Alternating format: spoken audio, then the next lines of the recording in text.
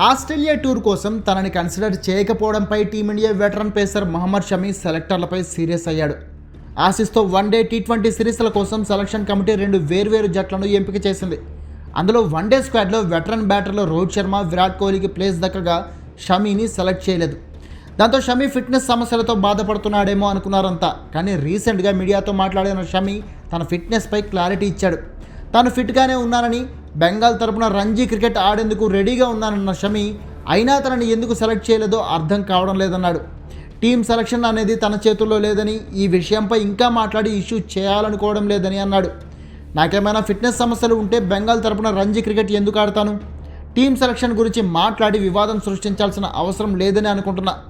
రంజీ ట్రోఫీలో 4 రోజుల మ్యాచ్ ఆడగలిగినప్పుడు 50 ఓవర్ల క్రికెట్లోనూ బరిలోకి దిగగలను.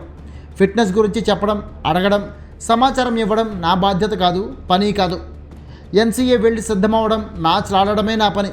ఐసీసీ ఛాంపియన్స్ ట్రోఫీ 2025, ఐపీఎల్, దేశవాళీ క్రికెట్ రెగ్యులర్గా ఆడుతున్నా, అయినా సెలెక్టర్లు పట్టించుకోవడం లేదు. దానికి నేనేం చేయలేను అని షమీ అనడం ఇప్పుడు హాట్ టాపిక్గా మారింది. అలాగే ఈ కామెంట్స్తో షమీ ఫ్యాన్స్ కూడా సెలక్షన్ కమిటీపై సీరియస్ అవుతున్నారు. ఇంకెంతమంది ప్లేయర్ల జీవితాలతో ఆడుకుంటారు అంటూ సోషల్ మీడియాలో పోస్టులు పెడుతున్నారు.